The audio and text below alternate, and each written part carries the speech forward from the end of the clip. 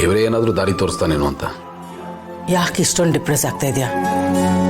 ನಮಗೋಸ್ಕರಾದ್ರೂ ಸ್ವಲ್ಪ ಸ್ಟ್ರಾಂಗ್ ಆಗ್ಬೇಕಲ್ವಾ? ನಿನ್ನ ಜವಾಬ್ದಾರಿನ ನೀನು ಬಿಟ್ಟು ಹೋಗೋಕ್ಕಾಗಲ್ವಲ್ಲ. ನೀನು ಈ ರೀತಿ ಕುಗ್ಗೋದ್ರೆ ಹೇಗೆ ಗೌತಮ್? ಇದೆಲ್ಲ ನೋಡ್ಕೊಳ್ಳೋರು ಯಾರು? ನಿನ್ನೆ ನಂಬಿ ಎಷ್ಟೋ ಜನ ಬದುಕ್ತಿದ್ದಾರೆ, ಅದನ್ನ ನೀನು ಮರಿಬೇಡ. ಇಲ್ಲಮ್ಮ, ನೆನಪಿದೆ, ಬಟ್ ನನಗೆ ನಾರ್ಮಲ್ ಆಗಿರೋಕ್ಕಾಗ್ತಾ ಇಲ್ಲಮ್ಮ. ನನ್ನ ಒಳಗಡೆಯಿಂದ ಎಷ್ಟು ಬ್ಲೀಡ್ ಆಗ್ತಾ ಇದ್ದೀನಿ ಅಂತ ನನಗೆ ಗೊತ್ತಮ್ಮ. 10 ಚೂರಿ ಒಟ್ಟಿಗೆ ತಂದು ನನಗೆ ಚುಚ್ಚಿದಂಗೆ ಆಗ್ತಾಯಿದೆ. ತುಂಬ ಕಷ್ಟ ಆಗ್ತಾ ಇದೆಯಮ್ಮ, ನೋವಾಗ್ತಿದೆ ನನಗೆ. ನಾನು ಹೇಗಾದರೂ ಮಾಡಿದ್ರಿಂದ ಆಚೆ ಬರಬೇಕಮ್ಮ. ಇಲ್ಲದ್ರೆ ನಾನು ಏನಾಗ್ತೀನಿ ನನಗೆ ಗೊತ್ತಿಲ್ಲ. ನನಗೆ ಸಮಾಧಾನ ಬೇಕು, ಅದಕ್ಕೆ ನಾನು ದೇವಸ್ಥಾನಕ್ಕೆ ಹೋಗ್ತಾ ಇದ್ದೀನಿ. ಇಲ್ಲ ಗೌತಮ್, ನೀನೇ ಯೋಚನೆ ಮಾಡು.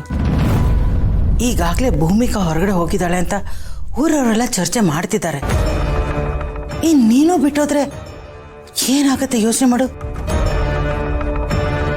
ಹಾಗೇನಾದ್ರೂ ಆದ್ರೆ ಅದೆಲ್ಲ ಫೇಸ್ ಮಾಡೋದು ತುಂಬಾ ಕಷ್ಟ ಗೌತಮ್. ಏನು ಉತ್ತರ ಕೊಡೋದು? ನನಗೆ ಅರ್ಥ ಆಗುತ್ತಮ್ಮ, ನೀವು ಹೆದರ್ಕೋಬೇಡಿ. ಆ ಥರ ಎಕ್ಸ್ಟ್ರೀಮ್ ಸ್ಟೆಪ್ ನಾನೇನು ತಗೊಳ್ಳಲ್ಲ. ನಾನು ನನಗೋಸ್ಕರ ಸ್ವಲ್ಪ ಟೈಮ್ ಕೊಟ್ಕೋಬೇಕು. ನನಗೆ ನನ್ನ ಸ್ಪೇಸ್ ಬೇಕು. ಒಂದು ಸ್ವಲ್ಪ ದಿವಸ ನನ್ನ ಪಾಡಿಗೆ ನಾನು ಇರೋದಕ್ಕೆ ಬಿಟ್ಬಿಡಿ ಅಷ್ಟೇ. ನಾನು ನಿಮ್ಮನ್ನು ಕೇಳ್ಕೊಡೋದು ಪ್ಲೀಸ್.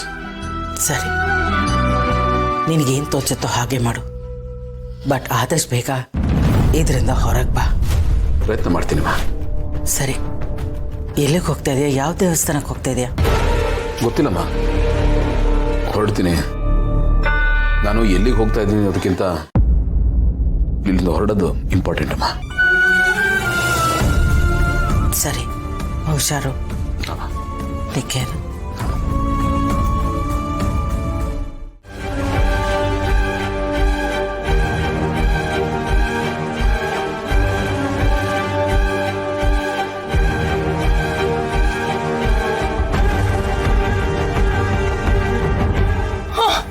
ಎಲ್ಲೇನಮ್ಮ ಮಾಡ್ತಿದ್ಯಾ? ಅಣ್ಣಂಗೆ ಹುಡ್ಕೊಂಬಂದ್ಯಾ? ಅಮ್ಮ, ಅಣ್ಣ ಮನೇಲಿಲ್ಲ, ಅವರು ದೇವಸ್ಥಾನಕ್ಕೆ ಹೋಗಿದ್ದಾರೆ.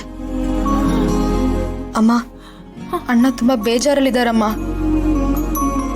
ಜೀವನದಲ್ಲಿ ಎಲ್ಲ ಕಳ್ಕೊಂಡ್ಬಿಟ್ಟಿದೀನಿ ಅನ್ನೋ ತರ ಆಗಿದ್ದಾರೆ. ಅವರಿಗೆ ಜೀವನದ ಮೇಲೆ ಆಸಕ್ತಿನೇ ಹೋಗ್ಬಿಟ್ಟಿದ್ಯಮ್ಮ.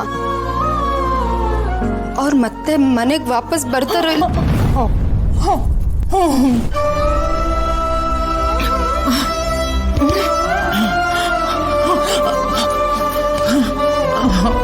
ಅತ್ತೆ, ಏನ್ ಹೇಳ್ತಿದ್ದೀರಾ?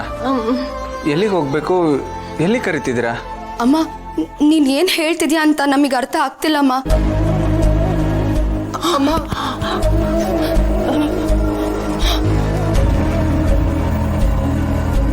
ಗೌತಮ್ ಸರ್ ಹತ್ರ ಹೋಗ್ಬೇಕಾ? ಹೋಗೋಣ ಹೋಗೋಣ. ಬಟ್ ಗೌತಮ್ ಸರ್ ಎಲ್ಲಿದ್ದಾರೆ ಗೊತ್ತಿಲ್ವಲ್ಲ. ಒಂದು ಕಾಲ್ ಮಾಡ್ತೀನಿ, ಫೋನ್ ಮಾಡ್ತೀನಿ.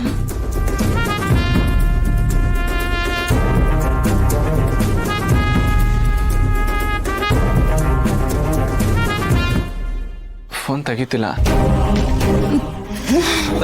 ಸರಿ ಆಯ್ತು, ಹೋಗೋಣ ಹೋಗೋಣ ಇರಿ, ಹೋಗೋಣ. ಅಲ್ಲ ಸೃಜನ್ ಅವರೇ, ಅಣ್ಣ ಎಲ್ಲಿದ್ದಾರೆ ಅಂತಾನೆ ಗೊತ್ತಿಲ್ಲ. ಎಲ್ಲಿಗೆ ಕರ್ಕೊಂಡು ಹೋಗ್ತೀರಾ ಇವ್ರನ್ನ? ಗೊತ್ತಿಲ್ಲ, ಬಟ್ ಲೊಕೇಶನ್ ಟ್ರ್ಯಾಕ್ ಮಾಡ್ಕೊಂಡು ಹೋಗ್ಬೇಕಾಗತ್ತೆ. ಹಾಗಿದ್ರೆ ನಾನು ನಿಮ್ ಜೊತೆ ಬರ್ಲಾ? ಬೇಡ, ನೀವೆಲ್ಲೇ ಇರಿ, ನಾನು ಕರ್ಕೊಂಡು ಹೋಗ್ತೀನಿ. ಹೋಗೋಣ ಹೋಗೋಣ, ಬನ್ನಿ. ಆಯ್ತು, ಬನ್ನಿ ಬನ್ನಿ. ಸರಿ, ಹುಷಾರು ಸೃಜನ್ ಅವರೇ, ಹುಷಾರು.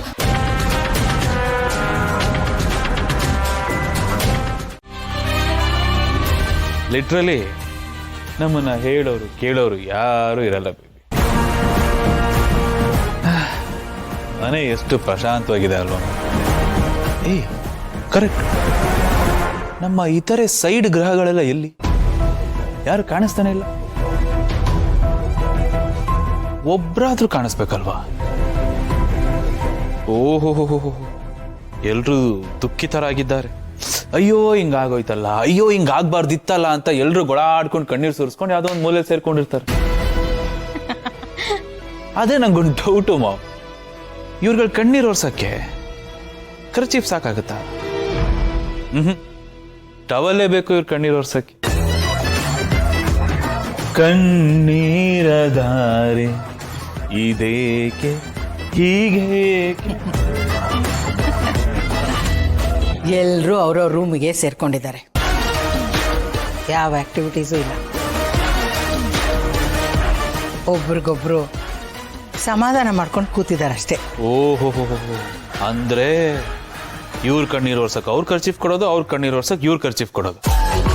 ಒಟ್ನಲ್ಲಿ ಖರ್ಚೀಫ್ ಆ ಕಡೆಯಿಂದ ಈ ಕಡೆ ಎಕ್ಸ್ಚೇಂಜ್ ಆಗ್ತಾ ಇರುತ್ತೆ, ಎಲ್ಲರೂ ಕಣ್ಣು ಒರೆಸ್ಕೊತಾ ಇರ್ತಾರೆ. ಆದ್ರೆ ಇವ್ರಗಳ ಗೋಳಾಟ ನೋಡಕ್ಕಾಗದೆ ಖರ್ಚೀಫ್ ಕಣ್ಣೀರ್ ಆಗ್ತಿರುತ್ತಲ್ಲ ಅಮ್ಮ. ಪಾಪ ಖರ್ಚೀಫ್.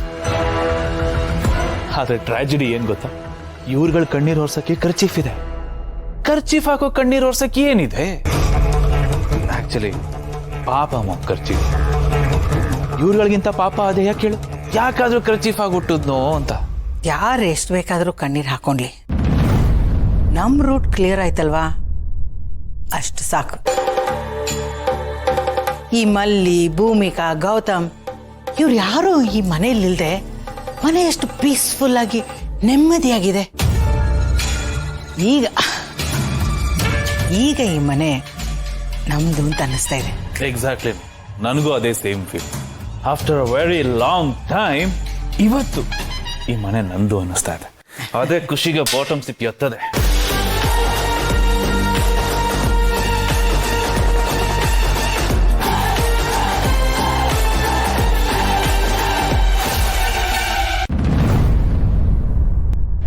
ಥ್ಯಾಂಕ್ ಗಾಡ್, ಫೈನಲಿ ಎಲ್ಲ ನಾವು ಅನ್ಕೊಂಡ ಹಾಗೆ ಆಯ್ತು ಜೈ. ಮಾವ್, ನಾವೊಂಥರ RCB ಟೀಮ್ ಇದ್ದಂಗೆ ಅಮ್ಮ. ಜನ ನಮ್ಮನ್ನ ನೋಡಿ ಇವ್ರ ಕೈಲಿ ಏನು ಮಾಡಕ್ಕಾಗಲ್ಲ, ಇವ್ರ ಪ್ಲಾನ್ ಯಾವತ್ತೂ ಸಕ್ಸಸ್ ಆಗಲ್ಲ, ಬರೀ ಫ್ಲಾಪ್ ಅಂತ ಕಮೆಂಟ್ಸ್ ಮಾಡಕ್ ಶುರು ಮಾಡ್ಬಿಟ್ಟಿದ್ರು.